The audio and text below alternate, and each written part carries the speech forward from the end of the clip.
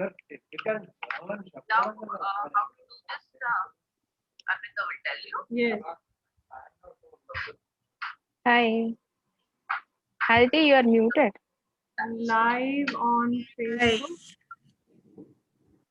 You are able to see the option on that. Yeah. Who's speaking? Vasu. Vasu. Sounds like Vasu. He is talking from No, because you Facebook. have Is to it? be live on. You have to log in with the same ID. But Antarya is there on Facebook, so there's no issue. Yeah. I know. I went to that account, right? But my account was not having the option. My Yeah. Yeah. Hi. Hi. Okay. So I'll just come there. Who's here? Kiran is there, Aditi is there, Pramila is there. Okay. Kiran, should I also say live on YouTube? See, I don't know. Anchal was asking about YouTube ID. I have never can't hear created. you. You can't hear me? We can hear you. I can hear. Yeah, on YouTube. I can hear you. Stay muted. Good evening, everyone. Yeah. Good evening. Hi, good evening. Kiran, what were you saying? No, Anchal asked me for YouTube ID details, but I don't have any ID details. Okay, I'm saying live on YouTube. Okay. So if it goes, then nothing like it. Okay.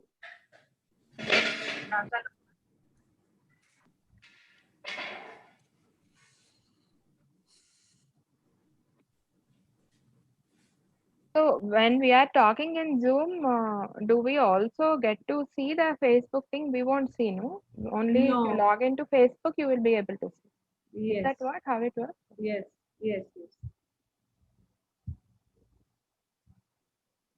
Okay, I think we are already on. It's already recorded, no?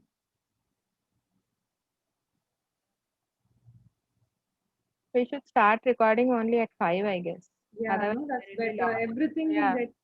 They will recorded. be able to see us already now, actually, on Facebook if they log in. Will you know how many people are already logged in or something like that? I'll check.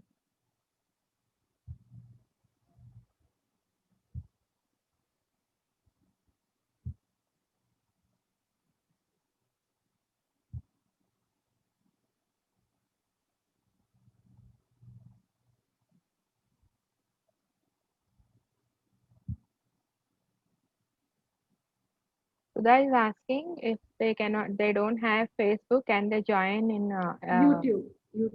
YouTube? Mhm. They cannot join Zoom? They can. Same ID, same link.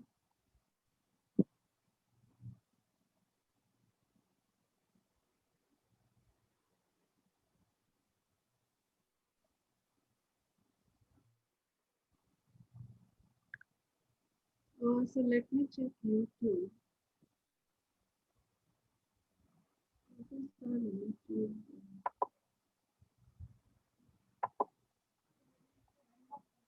Link, I don't know. What is the link for YouTube? Let me go and check.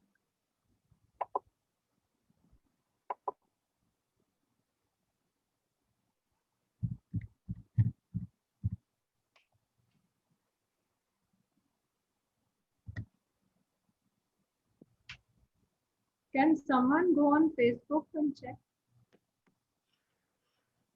Let me check. తప్పసి నీకు Facebook account ఉందా? ఒకసారి నేను ఒక link పంపిస్తే check చేయి, మాది వస్తుందో లేదో. నీకు ఎలా పంపించాలి నేను లింక్? తపస్ అంటే వెళ్తుందా? Hello. హాయ్ వస్తు.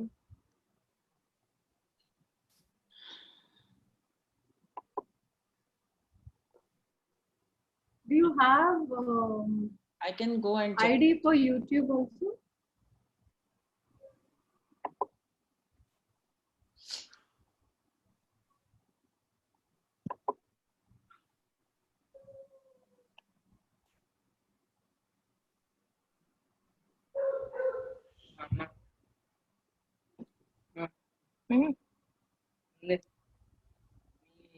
ఈ వెబ్సైట్ Hmm. ఆంతర్య అంట. వెబ్సైట్ కాదు ఫేస్బుక్ పేజ్. Facebook page. అదే అందులో లైవ్ వస్తుందా? వస్తుంది. I can see.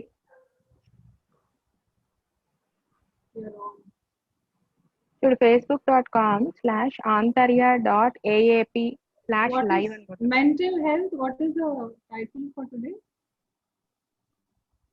Anthroposophic perspective, no? No, today is World Mental Health Awareness Day. World Mental Health Day. October is Mental Health Awareness Month.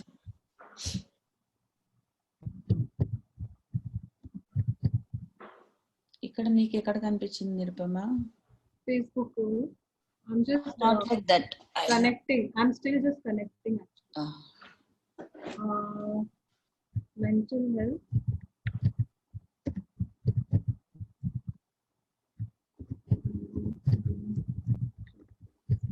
So yeah, before all this, I think we have 7 minutes.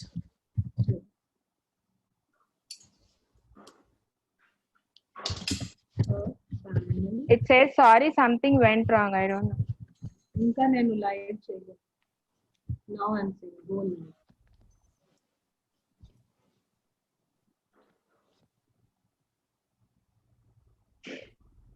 అది website నమ్మా website.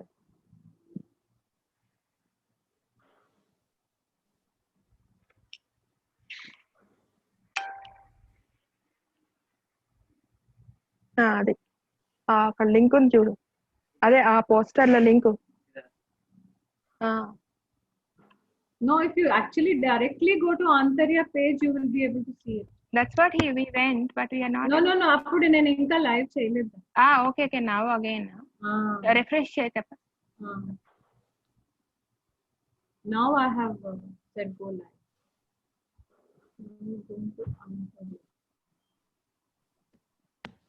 So our Zoom meeting will come How live. do you see? We are not able to see.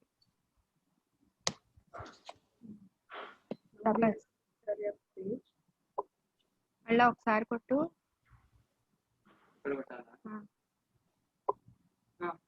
facebook.com/antarya. వచ్చేసింది. I can see us. Yeah, is live. It's saying it is live. I can see us. Can you pause the live? వచ్చేసింది. I can see us. One second. Yeah, is live. It's saying it is live. I can see. How do we pause it though? There must be something. We're already there.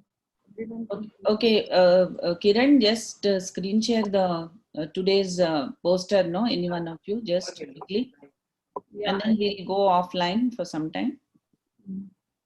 Switch off your videos and audios. Facebook వెళ్ళి check చేయొచ్చు. Switch off the videos and audios for some time.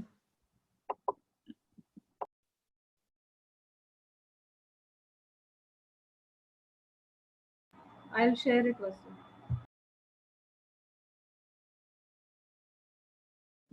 Today's poster.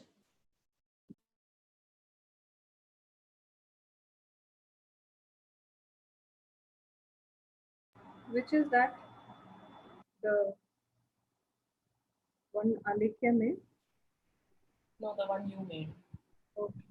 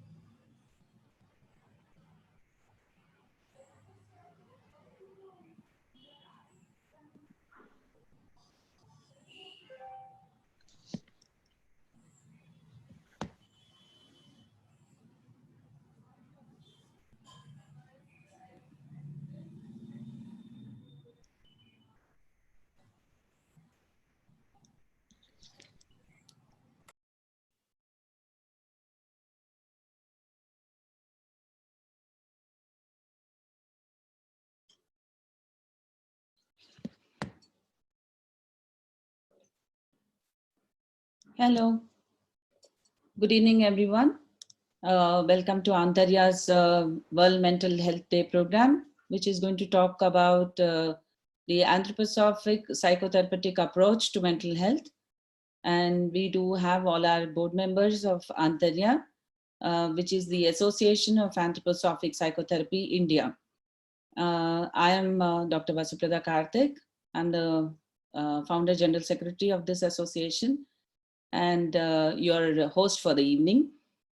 I would like to now invite Dr. Kiran Mai, who's the president, to welcome you all. Thank you.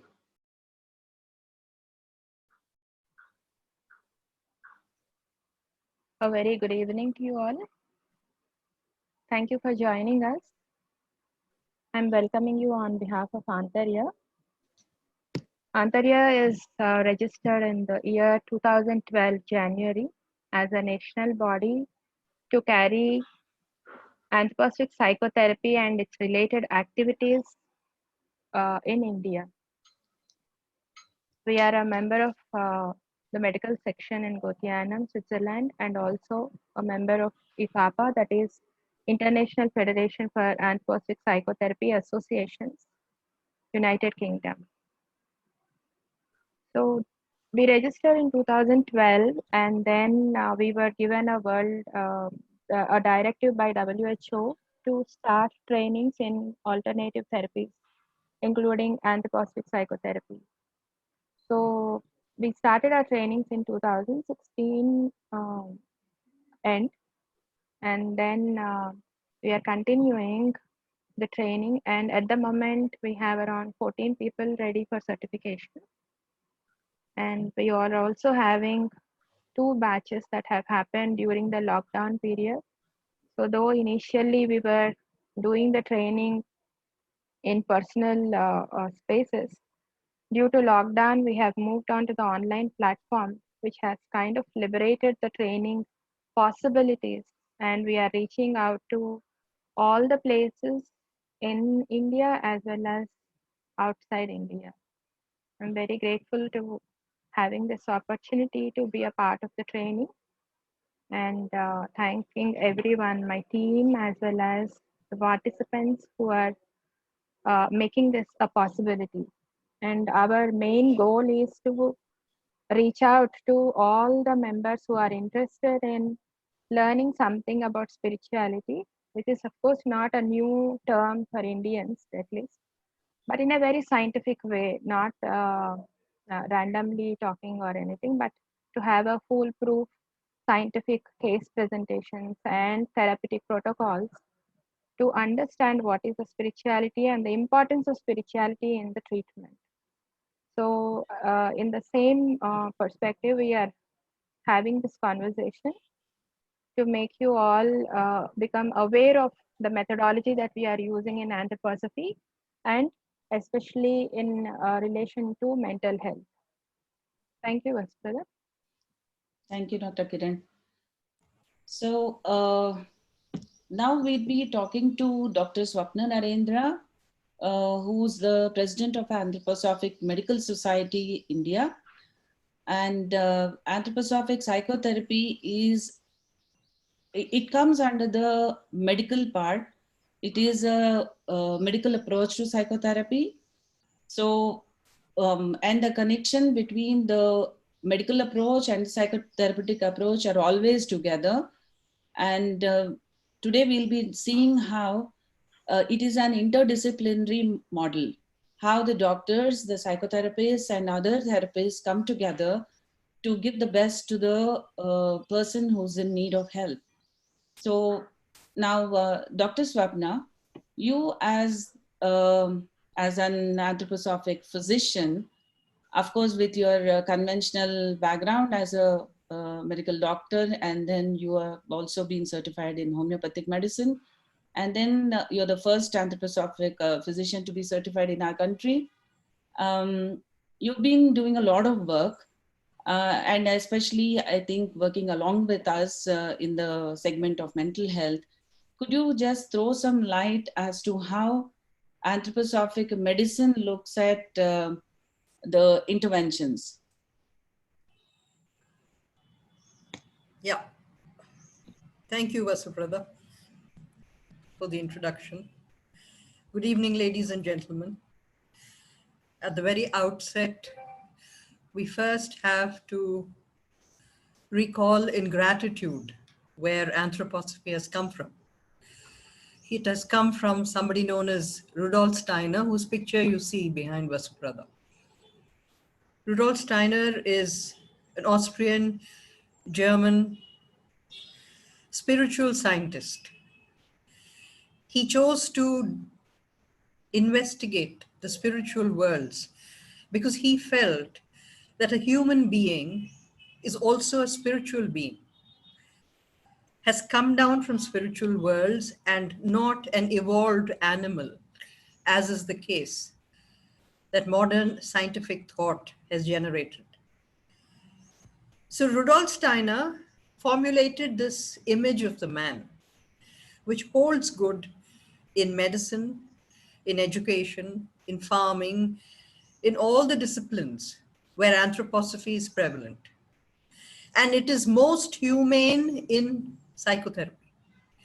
This image of the human being, which consists much more than this collection of organs or muscles or bones, which are physically tangible in a human being. Something that goes beyond this, something that links us to the elements without which human existence on this earth would not have been possible. And through these elements and the organisms that they create in the body, like the physical organization that you're able to see, what is visible to you, the outward form of a human being. And then we have the fluid organization, we have the air organization, and we have the warmth organization. These are nothing but linkages with the elements that surround us. He has taken all this into cognizance when he has spoken about this image of the human being. And from the warmth organism, he has moved to an entity known as the soul. Soul and spirit belong to the spiritual orientation. And this is where he said that these are really not illnesses of the soul or illnesses of the mind, as the conventional medicine says, but he said that the origin of all mental illnesses is actually in the physical organs. It is not in the brain. It is not in the mind. And this was very revolutionary and continues to be revolutionary. That we have to take into cognizance what each of the 4 vital organs in our body is all about. And here, this is where he has extended the human being to go beyond the body into the realm of soul and spirit. Vasubrada, I Yeah. think this is good enough now. Thank you so much. So, as you would have heard from Dr. Swapna, that we are taking into considerations many more than what conventionally we work with in a human being, that is the body and the mind. So we now have entered into a higher realm, which also takes into cognizance when you're looking at any therapeutic intervention. That's why anthroposophic medicine, or all the approaches, are called as the art of extended healing. So this is the approach we have. Thank you so much, Dr. Swapna. So now I would like to again, of course, bring Dr. Kiran Mai, who's a practicing psychotherapist. Dr. Kiran, could you just tell us how in the anthroposophic approach, what are the essentials that you take into consideration, apart from, of course, the conventional methodology that you anyway follow, but what are the other things that you add on in your diagnosis process and into your interventional process? So, and I think the second part of the question is, we know that biography is something which is very much a part of the anthroposophic psychotherapeutic intervention. How does that feature into this whole realm? Yeah, Esther. So it's a question which is covering the entire perspective of anthroposophic psychotherapy. but I would like to answer in a very brief manner to give you a glimpse of what we do in the therapeutic session. So, if you look at the history of psychology, initially mental illness is considered as something possession or something like that, and then people were treated worse than animals. They were chained and then they were put into asylums and dark dungeons and things like that. To move from there to understanding something that is there is, it is not a possession, but it is your own mind which is not in control, and working on that mind, that acceptance that there is beyond this physical body we have something called mind or the soul. That acceptance to getting to the people and then to accept that psychological health is also equally important to the bodily health has taken quite a few years and centuries for people to grasp this. Slowly now people are accepting that there is a mind or the soul element which needs care, and which needs to be healthy as well as along with your physical body for you to function well. However, because science is so prevalent, people started treating the soul also with the medication, which is the primary way of treatment for psychological illnesses in all over the world. I am not saying only in India or any Western countries, but however, this knowledge has come from the Western societies to India as well. But later, people started realizing that you are treating something which is not a tangible physical body with something physical material. And there is no clear indication of how these medicines are going to help something that is intangible. That's when counseling also has come into, or rather psychotherapeutic aspects have come into existence, and now people are quite comfortable going to a psychotherapist and talking about it. Still, as a conventional psychotherapist, I was never happy with the therapeutic protocols because they are also primarily derived from considering man as a mere extension or an evolution of an animal. But when I landed, or when I encountered anthroposophy back in 2005, I realized the spiritual element which people are talking about and how important it is for us to understand from the therapeutic perspective. So when I encountered anthroposophy and I learned about the spiritual dimension, now we are no longer looking at the therapy as a dual aspect, but we are actually talking about the Trinity. That is, more than body, soul, we also have the spirit. So we have three dimensions now. So now you can understand from one dimension to be moved to two dimensions, and now we are making efforts to make everyone realize that it is not two dimensions, but it is three dimensional.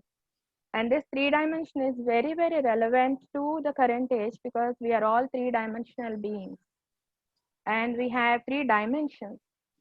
And these three dimensions are considered as thinking, feeling, willing, apart from what Dr. Swapna has already given, the physical fluid organism, air organism, and the warmth organism, that we are looking at the three dimensions that we have. Everyone has thoughts, everyone has feelings, everyone has actions. And all these three things are always interacting with one another. So my body is always in contact with my spirit and my feeling, and then in the same way, my feelings are also going to influence my body. So already Dr. Swapna touched upon this. The Steiner has given this revolutionary statement. If there is an ailment in your soul, look at the body for solution or for the treatment.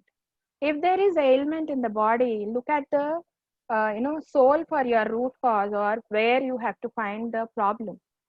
So this actually bridges the gap between the soul and the body, and then they are actually one and the same composition and influencing each other all the time.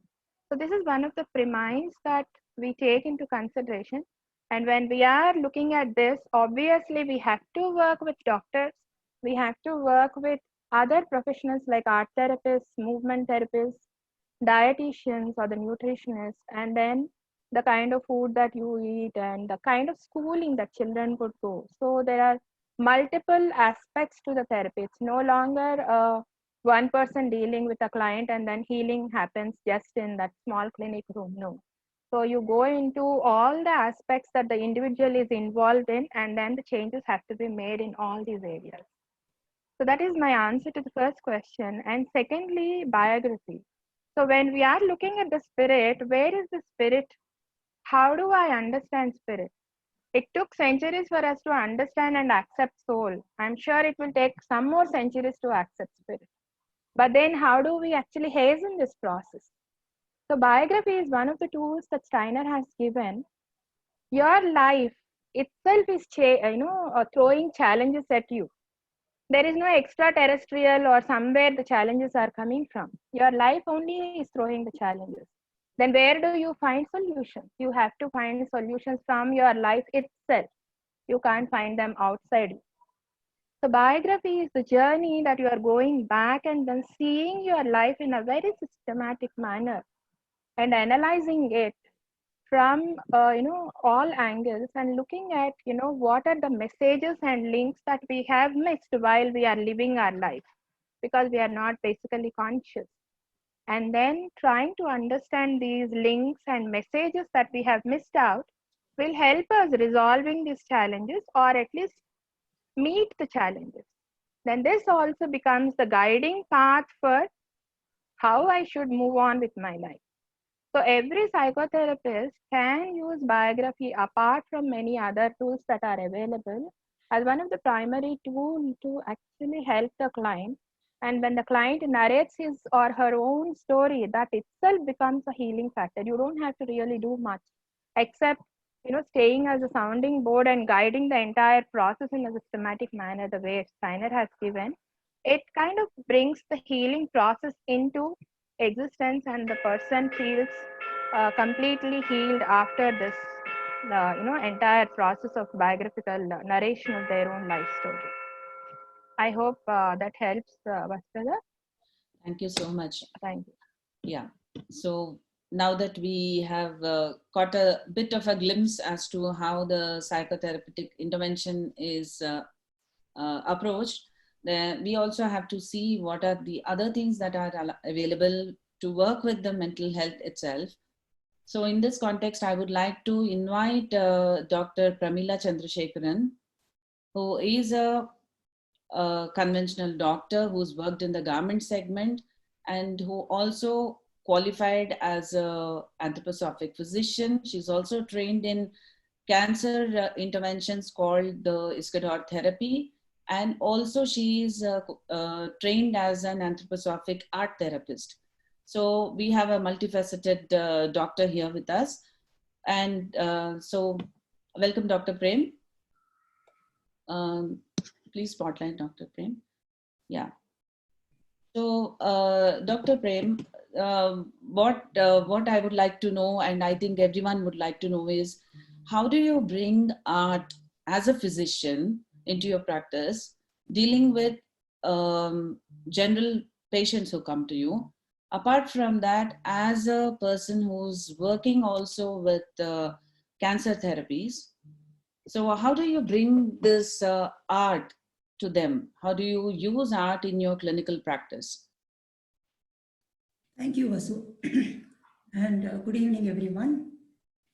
We all know that we are all emotional being in the physical body. Okay. And our soul and spirit is expressed in emotions. And art therapy works on all the four elements and on all the three systems, that is nerve sensory system, rhythmic system, and metabolism limb system.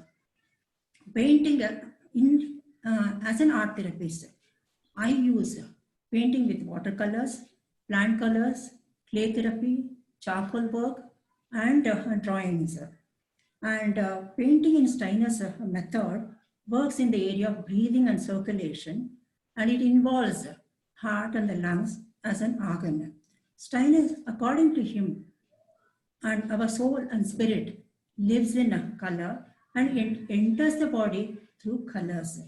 So but for art therapy to work, the ego and the soul has to be in place. The process works with the ego. That is a major thing here. And health is a state of balance, we all know. And art therapy creates balance and restoring balance. Balance is a capacity of inner perception gifted to human being. And it is a sense by means of which we measure our relationship to the outer world and feel the freedom. That is next. The first impression of the patient gives me the state of 4 elements in the body where I need to work. From assessment, I decide what is to be addressed first so that the patient is receptive. For example, if the patient has a general feeling of free-floating anxiety, and depending on the case and time of the day, the first thing I do is give them some external compress which works in no minute, and the patient has free-floating anxiety comes down or grounds itself. Then in the next visit, I give clay therapy depending on the case and the time of the day. And clay therapy is a simple sphere or enlarged relief round formation. And, and I take many sections of this clay therapy work. Painting with color therapy, we use plant colors. Color itself is healing because it comes from the plant, from nature. It is living, etheric. The plant pigment has water. So that is also healing. The entire painting of a process is healing and nourishing to the soul. How much time I have, Asu? Yeah. In case of... If you can just touch upon maybe just a little bit about the mental health, as you said, you did talk about free-floating anxiety.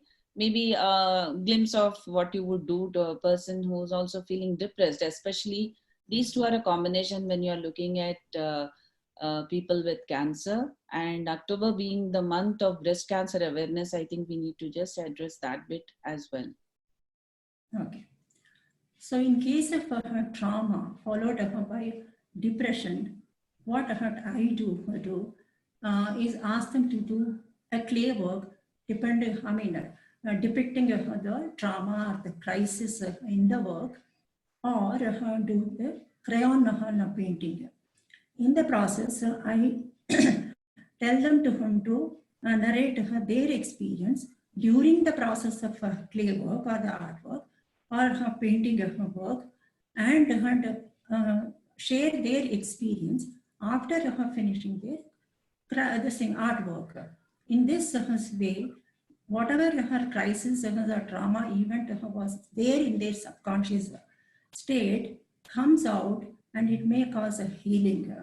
And after that, immediately I give them some external therapy depending on the case. And in the next visit that follows, I follow it up with painting sessions.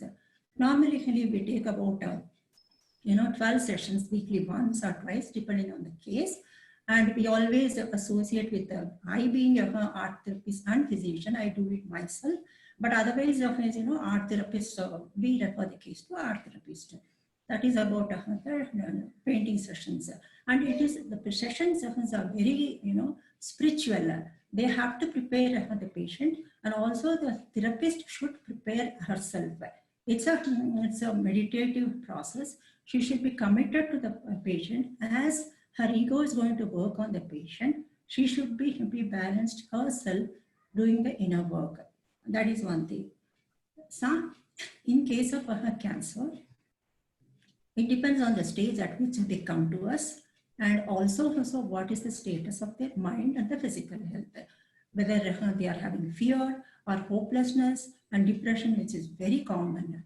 Normally, we do wet on wet painting, which loosens the patient, and color itself is healing, and it loosens the patient, and it is anti-sclerotic that way. And yeah. Thank you so much, Dr. Pramila, for your And wonderful one more thing, words. Yeah. In cancer patient, what is is the artistic therapy? Our first preference is music. Playing the string instrument by the patient himself, if he is capable, or listening to the instrument being played by the other, not from the electronic gadgets. So that is the first preference for cancer patients. Yeah, thank you. Sorry. Thank you so much. Thank you for that. Yes, now I think we also have to see the other side of it, which is, of course, we have gone into the spiritual art interventions. Now we'd like to see how we take care actually of the physical being through nutrition. I invite Ms. Sudha Nyapati, who's a nutritional counselor, anthroposophic nutrition counselor. And yes, Sudha, you are here. Yeah. Yes. So to Sudha, what I would like to ask is what kind of a role does nutritional counseling play, especially in the segment of mental health? Thank you for that question, Dr. Vasuprada. Yes, it is very essential that a client, while they go to a psychotherapist for their mental health, also consult a dietitian or a nutritionist for guidance on their food matters. Because along with being mentally ill and disturbed, there are other bodily functions that are also getting disturbed, which is their sense of sleep, appetite, and their whole digestive system and metabolism is also going haywire. So it is clearly seen that they either sleep too much or they don't sleep at all, they don't sleep well, or they eat too much or they don't eat well at all. And even if they did eat well, the quality of food is questionable sometimes. So the metabolic system either gets used or abused. So there's no denying how important a factor food, nutrition, and lifestyle is for maintaining a healthy mental state. So in fact, nutritional psychology has been around for a while, since science has started recognizing that we have an emotional biochemistry, that we can make chemicals in our body that help us feel good, prevent depression, and many of these compounds can be synthesized with healthy fats and vitamins. Similarly, the emerging field of nutritional psychiatry also highlights the association between nutrition and mental health, and we have findings from intervention studies which suggest that diet and lifestyle modifications have a role in the prevention and treatment of mental health disorders, and they may even modify the drug treatment effects. As we all know that the medications can be awful for the metabolism, and they can create brain fog or even brain tissue injury. Now, talking of the brain, come to think of it, our brain is constantly on. So it takes care of our thoughts, our movement, our breathing, our heartbeat, our senses, and it works 24/7, even while we are asleep. So this means that our brain requires a constant supply of fuel, and that fuel comes from the foods we eat, and what is in that fuel is what is making the difference. Not to forget that our gut is also our second brain. So putting it simply, what we eat directly affects the whole structure of our brain and gut, and ultimately the mood. Yeah. Now, So can I just ask you here at this yeah. juncture, what makes anthroposophic take on nutrition different from what we know otherwise? So what is the difference or the differentiator in terms of the approach, or how do you look at it as an extended version of the existing modalities? Yes, so it looks at a whole human being in a holistic way, not just in a a reductionist way that the conventional nutrition looks at. So they take care of the the life forces of the emotions that come with the human being, and the spiritual aspect also is included.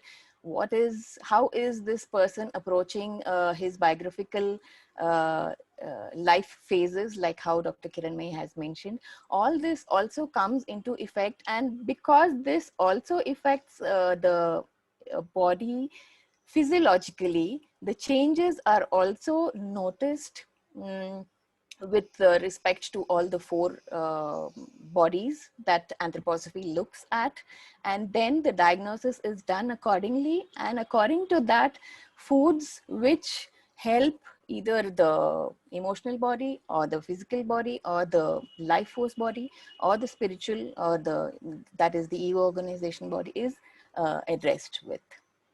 So there are different kinds of foods which address different bodies of the human being, which anthroposophy specifies. If So that's, would that be like, supposing I say somebody comes with depression, yes, and then what would a nutritionist do in that context? So maybe just a quick example of how why we should also leave some mystery for people to think about it. So I do know that it is advised that they need to actually have some fats as a part of their yes, diet, yes, and that is something conventional understanding doesn't understand. But why anthroposophy talks about it, and why it has proven itself to be helpful when you're dealing with a client with depression. So I think this is a question we'll carry. Thank you, Sudha, for that. thank And you, Dr. now, Vasudha. Yes. yeah. So now I would like to invite Dr. Aditi Kishore, who's a gynecologist by profession, and is soon going to be certified as an anthroposophic psychotherapist. And that's the reason she's here. She's also the board member here. Yeah. So Dr. Aditi, what I would like you to tell us about is, as a gynecologist, there are many phases in a woman's life, as a growing up young girl, or as a mother, or as a person who's finishing with her reproductive cycle. There are many stages where there definitely is some mental, psychological manifestation as well. So we'd like you to talk about these things and how anthroposophic approach works. Thank you, Dr. Vasuprata. As Dr. Swapna and Dr. Kiranmay has mentioned, anthroposophic medicine is an integrated approach and deals with the whole body, mind, and soul. And this is very useful, especially for a woman who is going through normal physiological changes with hormonal changes in the body, which ends up having a lot of disturbances. Whether it is irregular menstrual cycle with polycystic ovarian syndrome, postpartum depression, postmenopausal changes, any of these. Mind and body has a huge influence, mind, soul has a huge influence on the body. This is very often ignored, but we deal with this in anthroposophy. The conscious and unconscious influence on the body are looked into detail. Whether it is a transition of a child from menarche to pregnancy or postpartum or to menopause and beyond. Menstrual cycle actually is a whole process of breathing in and breathing out, which happens every month. It's also a process of life and death, a generosity and of loss. The whole female body is actually very receptive and flexible. But we see that this receptivity is lost in a lot of people, especially when these people come as an infertile couple to the clinic. There is so much of rigidity in them, and any amount of treatment doesn't, result in the desired result of having getting pregnant. And they really have so much of stress and strain, and then they go back and then they say, okay, fine, we are not going to have any more of this infertility treatment. And the moment they leave this behind in the real sense, we see that there is a whole decrease in tension and the softening of the environment around them. And one fine day, the woman comes back with the news that she's pregnant. So this whole thing, which is there's so much of effect of the mind on the body, is unrecognized in the regular practice. You take this of irregular cycles with polycystic ovaries. There's a huge incidence. 5 to 7% of the women have it, especially if they just check the hormone levels. But if you see the ultrasound, you'll get 30% of women having it. But that's actually not the case. But the resulting hirsutism, obesity, and also the absence of menstrual cycle, it is very distressing for the woman. Has whole lot of psychosocial implications. Through this anthroposophic understanding, through a holistic lifestyle changes, through bringing in swimming, movement, psychotherapy, then acceptance of self, increasing their self-esteem, these small changes really, bring in a whole lot of change in the person per se, and you see a regularizing of the cycles. The another very common condition which is ignored or treated with medication is postpartum depression.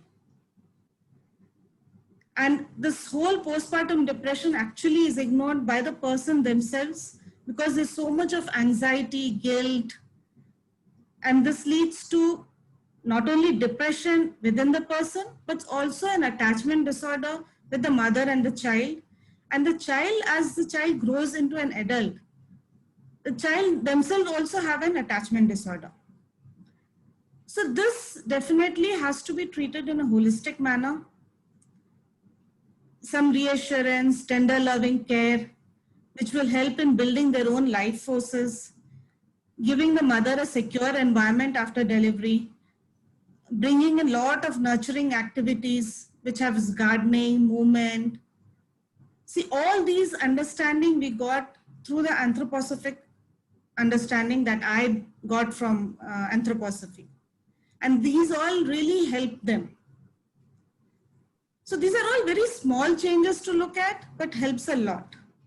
Same thing in postmenopausal women, which require a huge amount of balancing act where they have loss of their own self. So bringing in some creative thoughts have been found to be very helpful.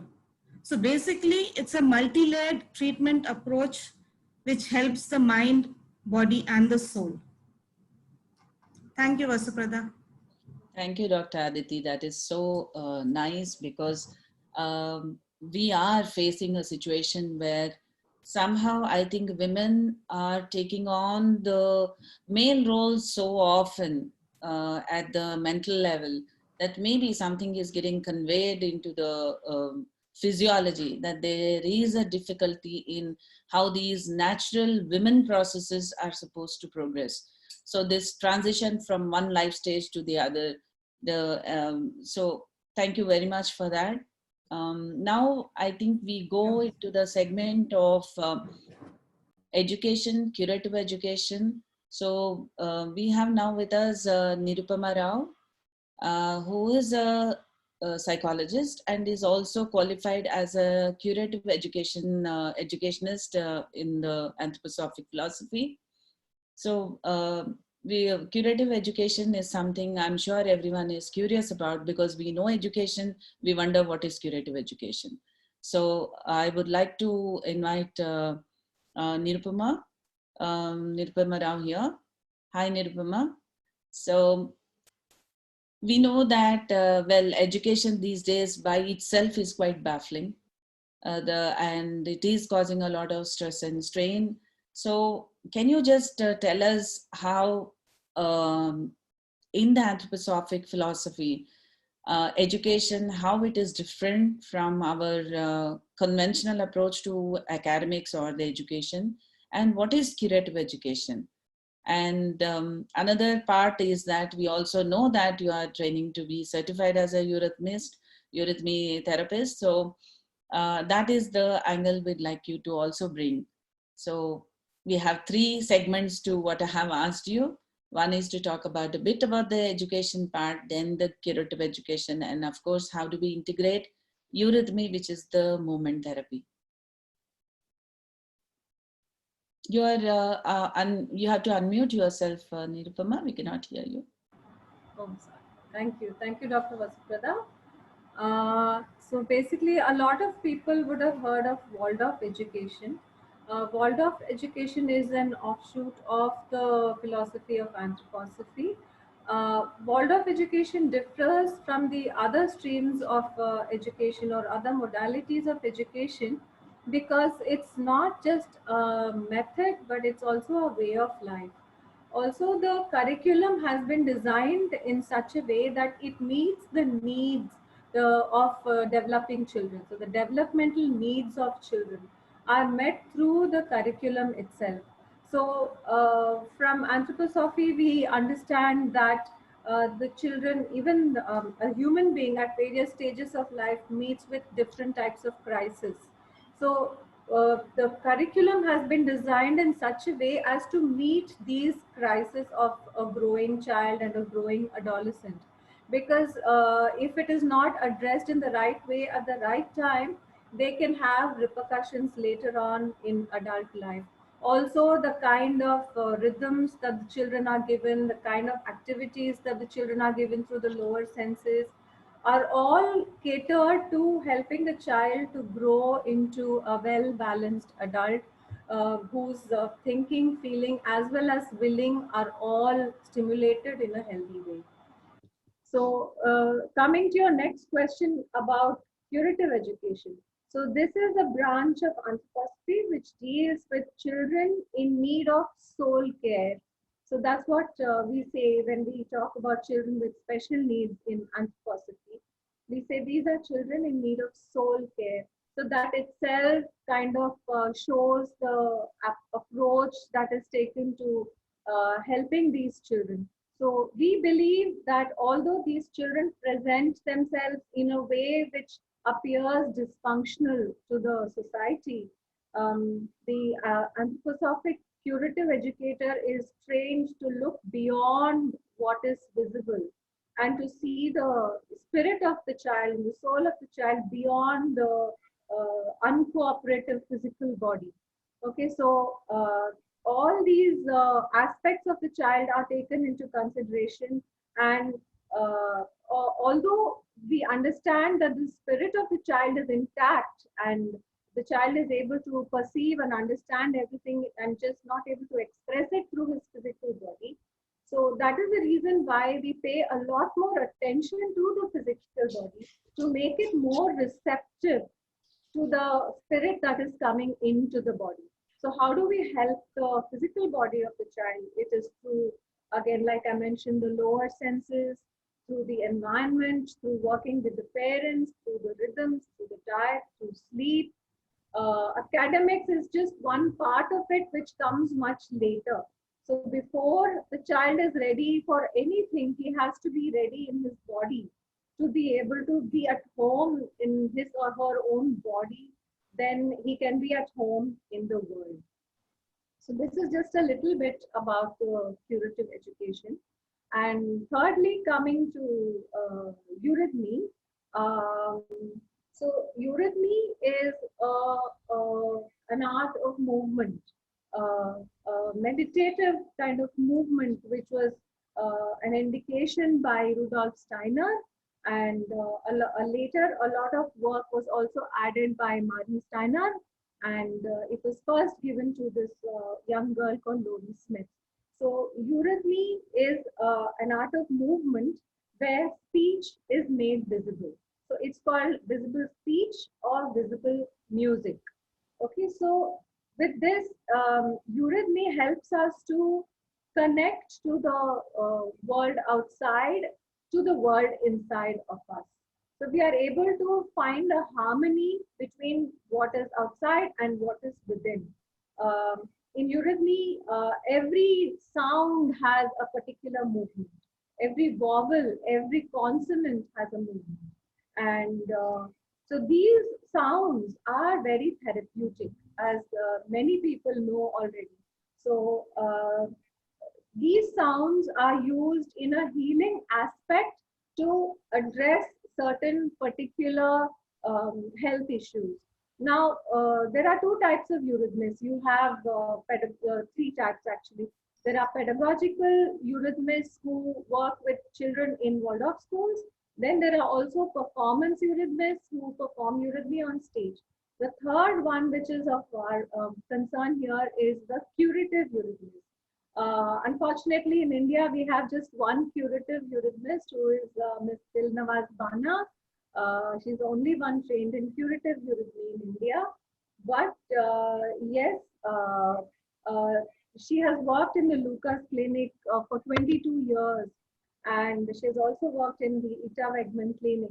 So the doctors work with the clients and they talk about where the child, the patient needs maximum help, and they discuss this with the curative eurythmist, and the curative eurythmist accordingly prescribes, like a medicine, certain exercises that have to be done by patients. It could be anything, like you said, about anxiety or depression or cancer. It could be various ailments that are addressed.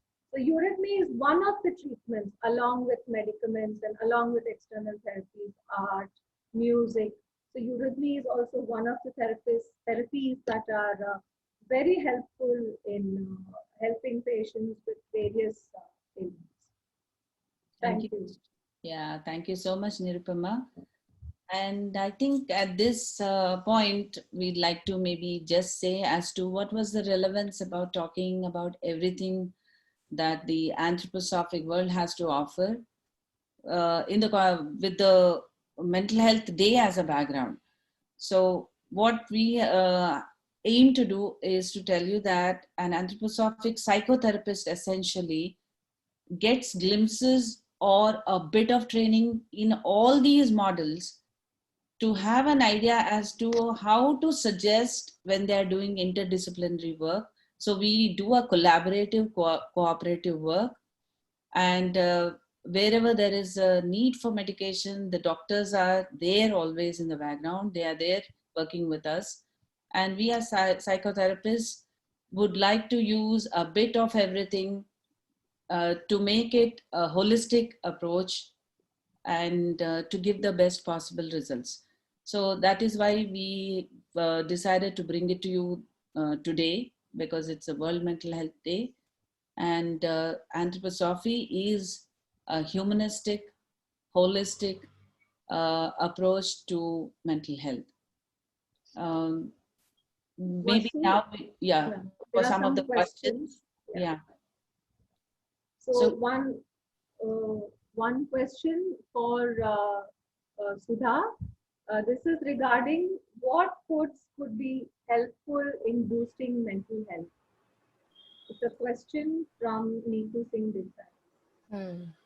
So we see anthroposophically, we see depression as an illness of coldness. The soul spirit has gone cold. So technically, we give them warming foods, which are the oils which come out of seeds and oils, and the warming foods are all basically what address depression. We need to warm up the body, warm up the soul spiritual being. So that's what is needed mostly. And there are many warming foods in our culture. So we could use a lot of them. In fact, our traditional foods are so synergistically balanced that we don't need to actually look for, particular foods for particular ailments. That's the beauty. Yes.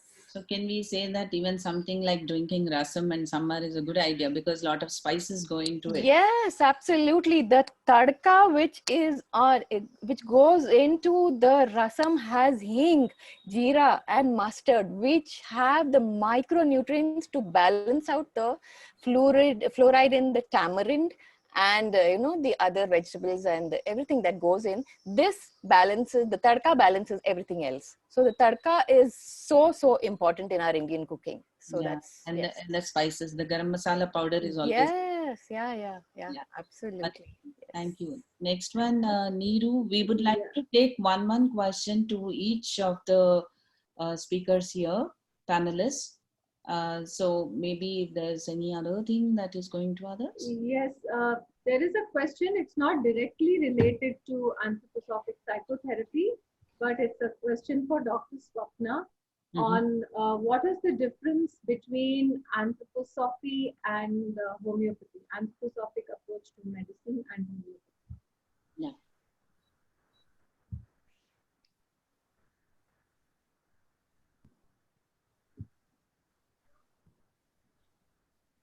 Vasu? Yes. May I Dr. interrupt? Swapna, would you Sorry. like to take Yeah, it? after Dr. Swapna responds, let's finish with the talk and then take more questions. Is that okay? Yeah, yeah. Yeah, the first and foremost thing, as I said, is the image of the human being. Rudolf Steiner spoke about something beyond the physical body. He called this body of forces pertaining to the fluid organism, he gave it a name. He called it the etheric organization. And then there is another organization or body of forces beyond the etheric that is known as the astral organization. And then there is something even beyond it, which he called the ego organization. Now, all these are distinct parts, like anatomical parts of the body. All these are very distinct parts, and all of them have a distinct function in the human body. Like your physical body is basically a scaffolding, it's a structure, it's a physical structure on which so many other things can build up. And your etheric organization is a body of forces that take care of growth and new reproduction. And then the next body of forces, which is very important in psychotherapy, is the body which deals with your cravings, your desires, your inclinations, and all that. And that is the astral organization. And something even more superior and supreme is the ego organization. The ego organization is something which is like the master of the house, which has overall control about how all these organizations function in the body. And each one, since they have a very distinct role to play, they also come under three physiological areas, which is the nerve sense system, which is on the top, and at the bottom is something known as the metabolic limb system, and both these are balanced in the middle by the rhythmic system. So he is the one who's devolved this image of the human being. So it's like an anatomical perspective and it's a physiological perspective, both enmeshed together. We don't see this in homeopathy. We don't see this image of any image of the human being except for a concept known as the vital force, which is something like our etheric, which is the body of life forces. So your vital force is something like the body of life forces. And that's all Hahnemann has spoken about. He has not fleshed out these other bodies like Steiner has done. So another difference between anthroposophy and homeopathy is, in anthroposophic medicine, we determine where does the illness lie? Where is the imbalance? Where is the imbalance between these four bodies and these three systems? And we can actually make a diagnosis. And then we treat accordingly. And there are so many modalities of therapy in addition to the medicines. There are medicines, there are therapies, there are artistic therapies, there are so many other interventions like external treatments. Whereas homeopathy depends on a symptom similarity with the medicinal substance. So if you see our materia medica in homeopathy, you have so many medicinal systems with so many symptoms being listed under them. And we have to match these symptoms to the patient who comes. So it's a different approach as far as dissimilarity is concerned. This is where they are dissimilar. But where the similarity is, both use the same medicinal substances, which are plant substances or animal substances or mineral substances. They use nearly all of them, but the potentization is different. Anthroposophy uses something known as a decimal potency, whereas homeopathy uses decimal, centesimal, millisimal, and all that, all the higher potencies. But what is fundamental is is how you view a patient who comes into your clinic. In homeopathy, you would do a symptom similarity to determine the remedy. Here, you would take a more detailed history to see what is living in each of these systems, what is living in each of these four bodies. And then we come to something known as an anthroposophic diagnosis. And that is where the difference lies. Thank you, Dr. Swapna. That was wonderful, because I think that is a doubt I think most of the homeopathic physicians must be carrying. What makes anthroposophy different, or how does it give more picture than what is available already? Yeah. Thank you so much. Nirpama, what are the other questions we could Vasu, I think let us talk to Anchal before we go to the rest of the questions. Of course, that is the most important thing for us right now today, because Anchal Keshwani is a practicing clinical psychologist in a very conventional psychiatric setup, and she's soon going to be certified as an anthroposophic psychotherapist. That means that she is actually going to be taking into the field the learned knowledge and during training we expect them to do a lot of casework. So how is she able to do this? So Anchal, could you just tell us how is it possible to integrate anthroposophic approach in a regular clinical practice? Because this would be the actual and practical question that every mental health professional would be carrying today. How do we take anthroposophy into the field, into the everyday clinic? So could you tell us about it, Anchal? Thank you so much, Dr. Vasuprada. So our modern psychiatric and psychological practice today is more in the form of symptoms, cognition, emotions, behaviors, and so on. And when I started practicing, I'd just like to share this short incident that had happened, which kind of pushed me to look for more. And every patient or every client that I saw with anxiety needed a tick mark on the symptoms. But every individual was different. Every story was different.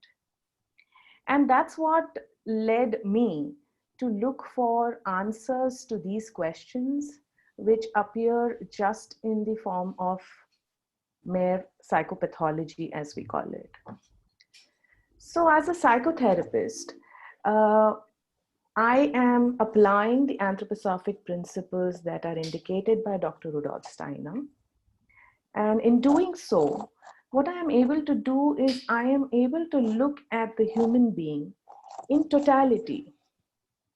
So it's not just a symptom or a MCMI report or a behavior that I am treating. I am looking at a complete holistic picture of the individual. So every individual is more than just their symptoms and behaviors to me. So if you observe that when a client walks in for the first time, okay, there is a certain interaction that is happening at the foreground, which we tend to attend to. So we build our therapeutic alliance, we do our MSc, we do our intakes, and we do all of that we know. But there is a huge intangible force that is operating in the background of all of us that totally gets ignored. Anthroposophy gives me that essence. I'm able to bring in that essence due to anthroposophy in my consultations.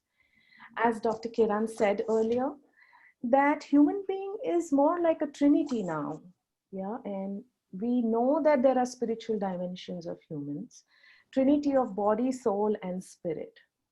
But we end up conventionally usually working is just a part of it. So we work with the body, which shows symptoms with a psychiatrist. We work with a part of therapy, which kind of works with the problematic behaviors or unhelpful emotions, so to say. Now, also Dr. Swapna did indicate that Rudolf Steiner has indicated the image of human being. The way I see it is that every time I meet a client, I want to go and see beyond what is just that can be seen. So you move from the tangible realm to the intangible realm in your sessions. That is what anthroposophic psychotherapy can give you. Now, anthroposophic psychotherapy is also it is a salutogenic approach. So it is going to enable restoration of health, but we aim at restoration of health at all the three levels: body, soul, and spirit. So which in the truest sense is emotional well-being and mental wellness. So we need to kind of draw this bigger picture. We need to move from the narrow picture that helps us create the bigger picture, but we kind of need to create this bigger picture when we are working. As Dr. Prem earlier said, that we are all emotional beings in a physical body, and health is a state of balance. Now, when we are saying that we are emotional beings in a physical body, there is something more just than the physical body operating there. So anthroposophic psychotherapy, diagnosis, and interventions are so beautifully weaved in so that they bring forth the individualistic nature of a true human being. I think Dr. Prem did mention a lot of tools that are used as intervention, which we are also partially trained in. Like she did mention about clay, she did mention about artwork, external compresses. Nirupama mentioned about curative eurythmy, importance of rhythms. Sudha so beautifully brought in the importance of nutrition and psychiatry. Diet and mental health are so closely related to each other. So there are so many options when you actually go and start looking at interventions from the anthroposophic point of view. And the beauty is that these options are so simple. You can actually prescribe them, that do a mustard foot soak, and it is so simple in our Indian culture to get mustard handy and do a foot soak, right? So that's where the ease of practice comes in. Having said that, the next question that is obvious is that how do I, at the end of the day, integrate this in a conventional system? So since I'm an RECBT practitioner, I'm able to integrate the RECBT skills very well with the anthroposophic principles. In fact, I was very amazed when I realized that the simple thinking, feeling, behavior triad that I'd learned in RECBT had such a deep connection in anthroposophic psychotherapy. Now, since I'm able to integrate that, it certainly gives me an edge and enables me to go into the depths of the issue that the client is presenting.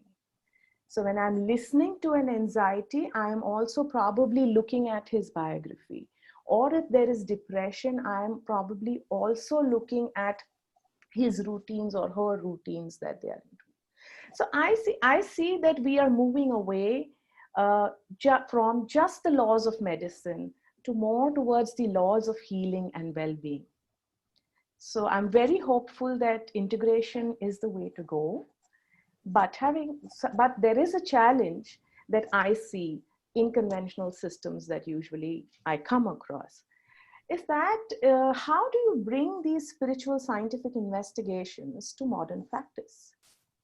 And the first and the foremost important thing that I realized while looking for an answer for this question is that I have to believe in it. As a therapist, I am the person who is trying to create light for a client who is disturbed right now.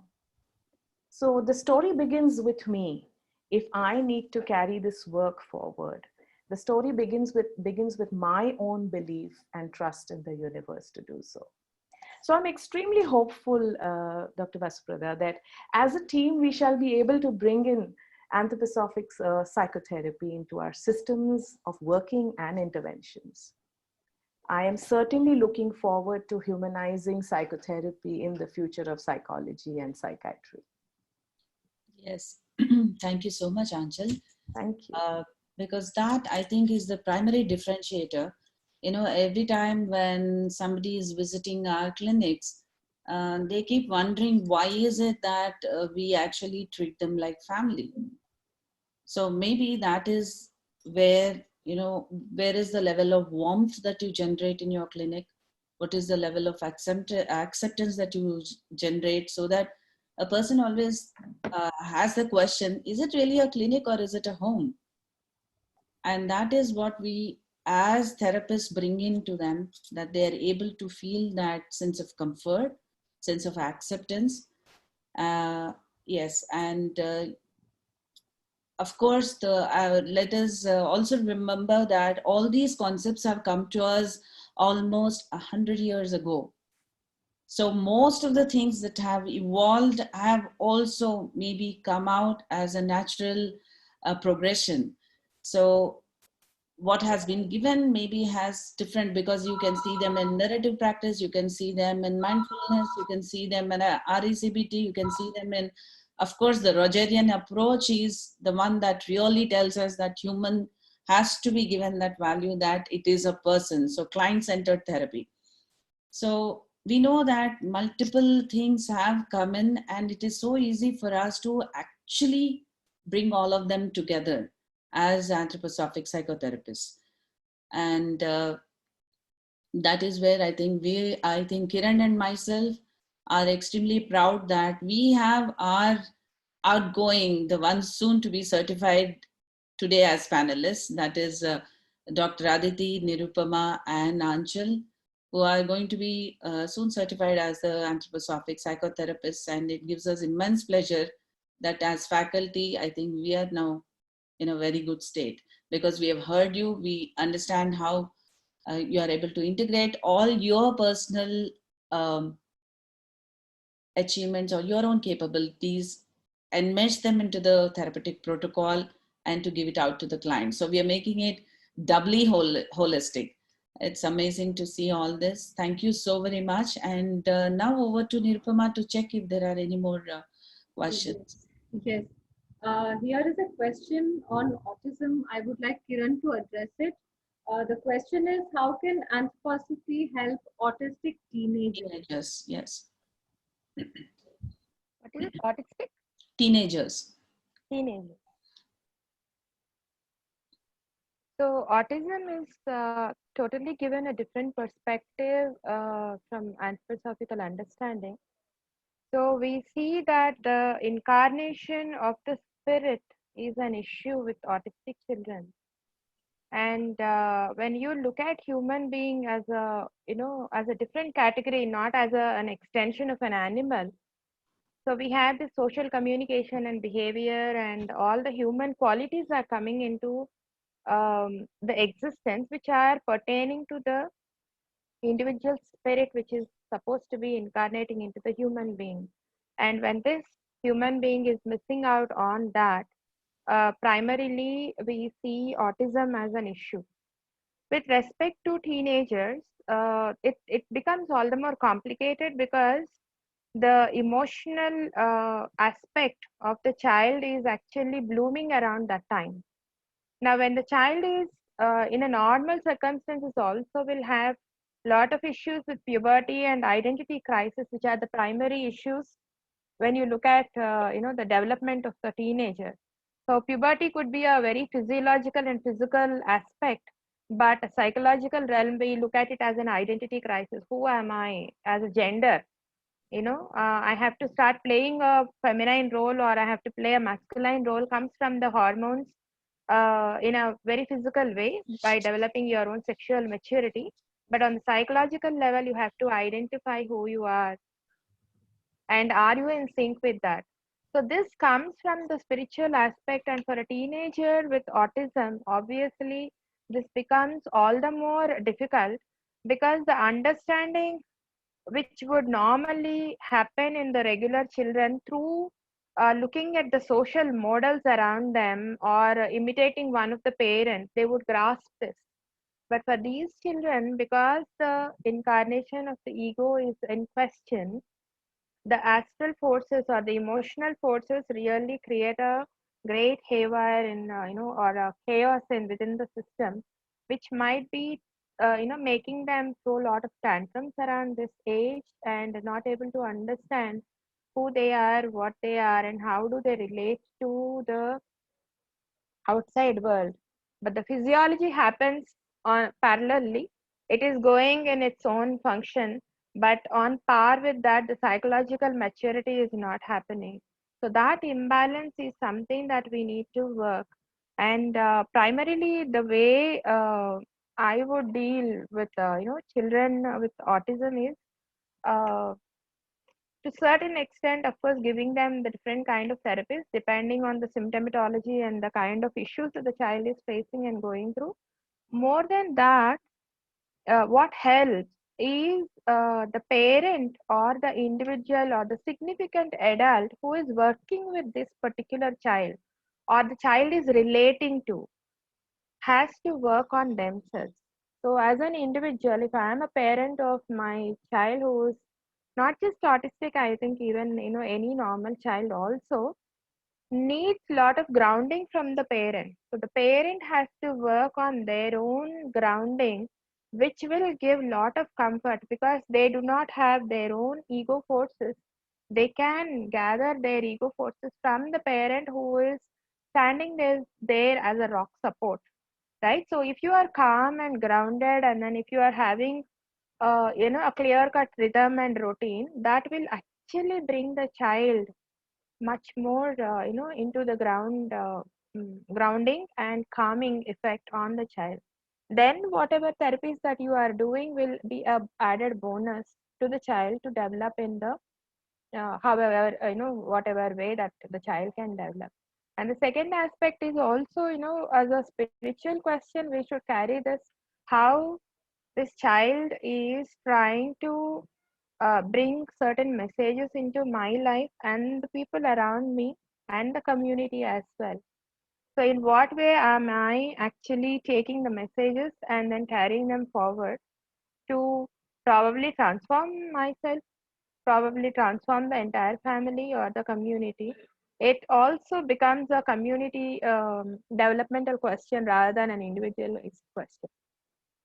So these are some of the insights that we can have in order to work around teenagers and then help them out. Of course, the therapies anyway people have already mentioned, so I'm not getting into the therapies what therapies help. And there are other therapies also like extra lesson that where people work on their body to bring in lot of movement and suppleness into the body because the body should be conducive enough to allow the soul and the spirit to come and then stay in this body, just like how you purify your environment when you do a puja to bring the god there. In a similar way, this body has to be made pure in order for the spirit to come. Pure don't take in a different sense. What I mean is it should be conducive, it should be supple enough to receive the soul forces and the spiritual forces to enable you to work. So in that sense, also there are a lot of therapies which can help these children to develop that readiness in the body to whatever extent they can actually bring in these forces. Yeah. Also, to add to that, Kiran, Yeah. I think for teenagers, if we can also add the important aspect of engaging them in meaningful, productive work, to help them live a life of dignity, that they are also able to contribute and that they are also, being productive. So that is a very important feeling. That Vocational kind of training. yeah. So it So, reminded me of Camp Hill. Yeah. example, Yeah, yes. communities where they work with teenagers and adults. Yeah, yeah. Thank you so much, Kiran and Nirupama. This actually, yes, also confirms as to why anthroposophy made more sense to me personally as well, because coming from the background of special education, uh, the philosophy that you meet here is so different because there is, as you said, a dignity attached to every child you're working with. or every person with any difficulties, so challenges. So that constant dignity as a background, I think, changes the entire scenario. Thank you so much for that. Any other question, Nirpama, that you would like to address it to? Yes, Vasu, maybe you can take it up, or Dr. Swapna. Yeah. There was a question on how can we boost a low spirit in one that comes across it for no reason. Yeah. Okay. So, with maybe Dr. Swapna's permission, I would like to just answer this because it seems more psychotherapeutic kind of a thing. Yeah, go ahead. Yeah. Thank you. Yeah. So, low spirits, as in, strangely, the expression itself is talking about low spirit. So, in that sense, uh, maybe the way we look at it is the sense of self. So when somebody is feeling low means I'm actually not really feeling myself. So usually language gives us many clues. And I think anthroposophy working so deeply and so holistically, also we can base it on how sometimes these clues come to us. So low spirits means a sense of spirit, a sense of my own self that is not uh, feeling strong enough. So why has that situation arisen? Why did that happen? So we need to have a little bit of a background. So the inquiry comes. So the kind of a questioning that goes into it also is more of a query. We invite the other person to come into the process to find out where has this started, when has this started. And despite everything, if all the life around seems okay, then low spirits need to be addressed in a different way. But if there is a situation that needs to be looked at, so is it a life challenge that is bringing this on, or is it some reaction to, yes, something that has not gone well? So all these things have to be looked at. So as a biographical approach, we see the age in which the low spirits have happened. There is also a suggestion as to how the human biography evolves as a general process, and also individual biography, each person going through their own life and their life challenges at specific moments can encounter certain challenges wherein the spirit needs to be more awakened. So your own sense of self has to be awakened, and before that actually you start feeling a little bit low. So that is the identification of this particular kind of a situation is what we look at. And yes, it can help, it can be helped through all these other things that we talked about, whether somebody is in need of the artwork, the movement, and even simple tasks like, where does your interest lie? What is your heart saying? Because normally we have the tendency to bring in, to logicize many things. But there are times what the heart feels is important, because we have learned in this modern day and age to be very mechanical.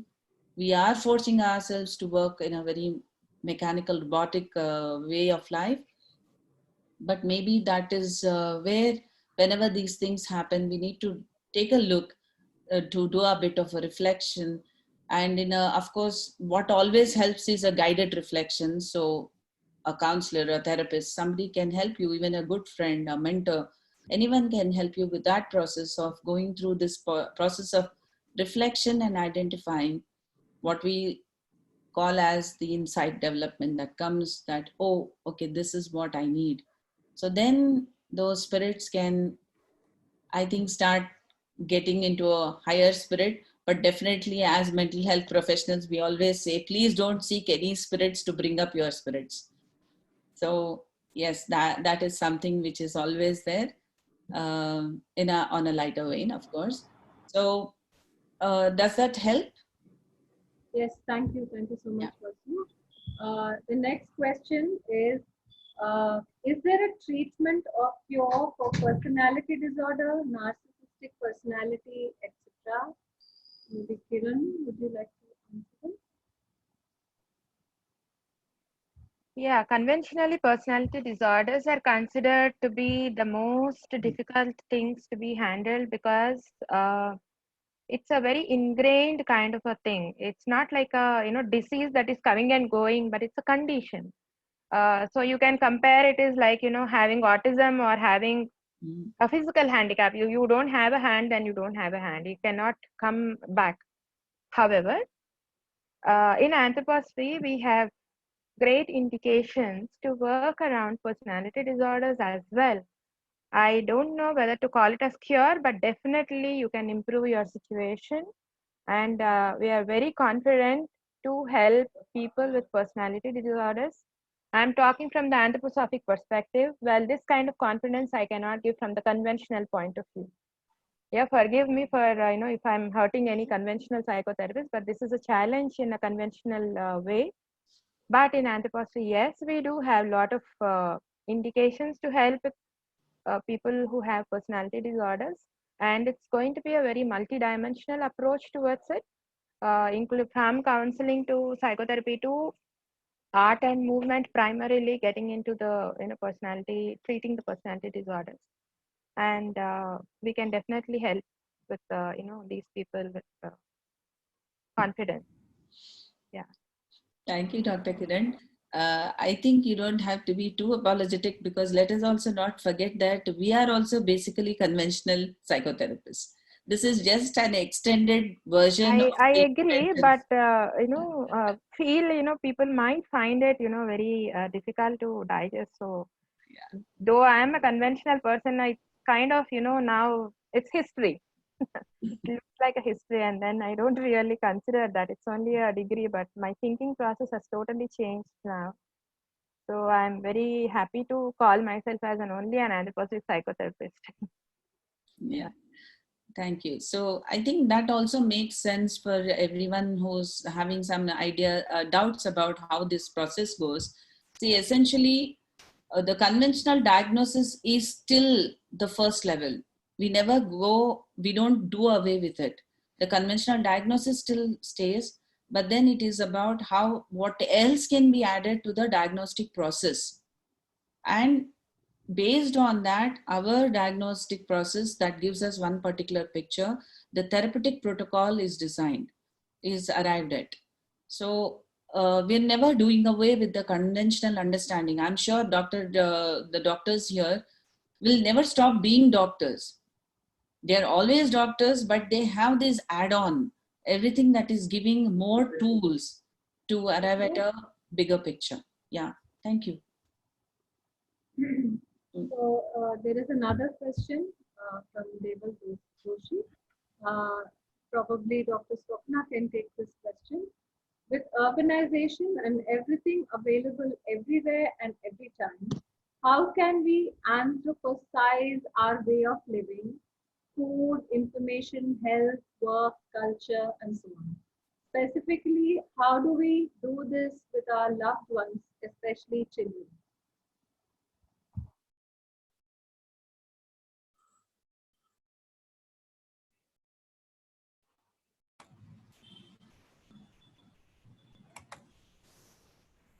Yes, it is going to be difficult. It is not going to be easy as it was maybe even 10 years ago.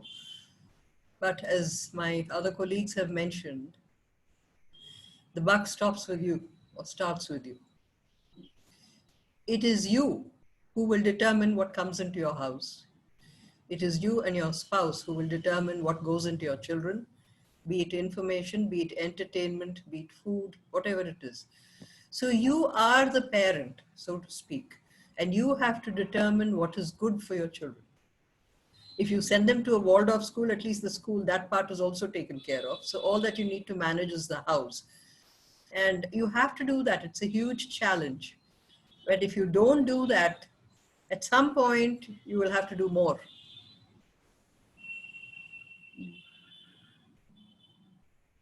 So, thank you for that. We all now, I think, again have to remember that the Waldorf education works on the premise that it is health through education.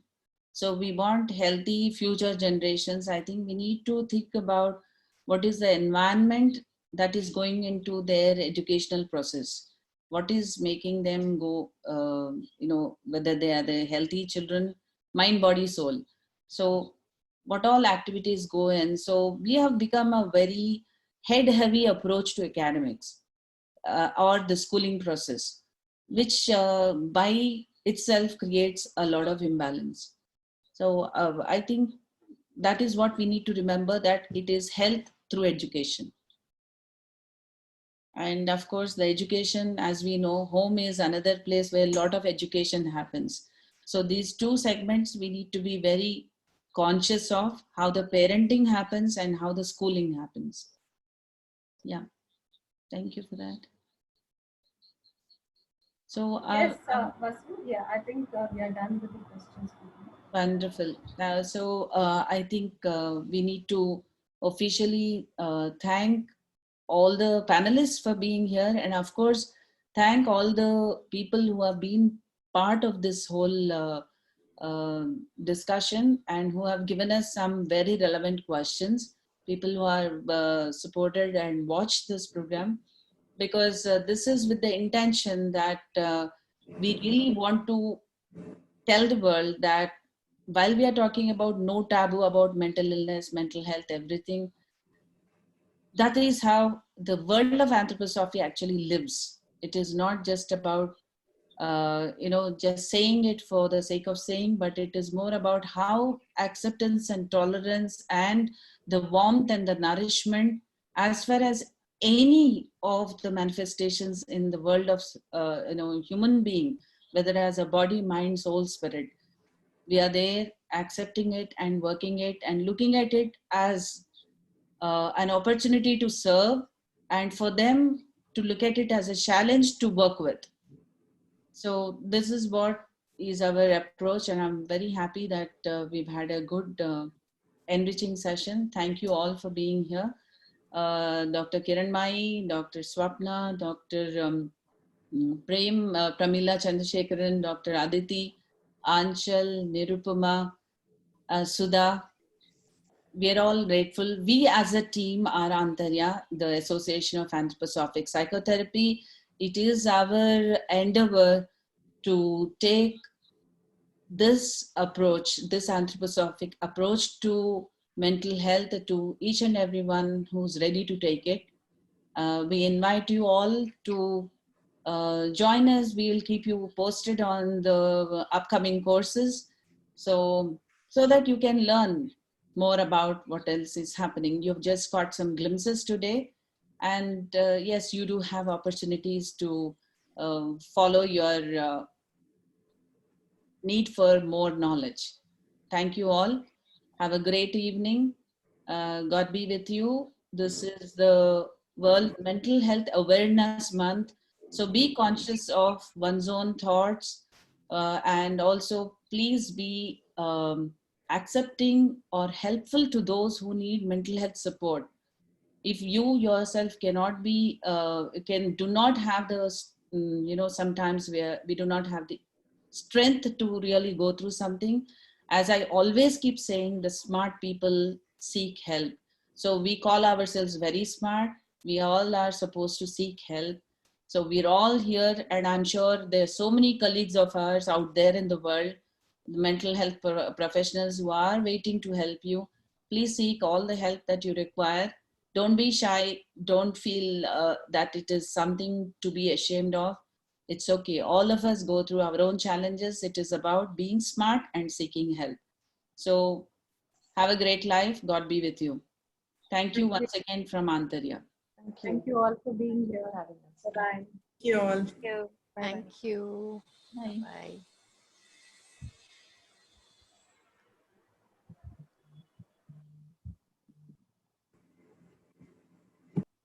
ये do recording बंद Stop, please. stop किया आपने recording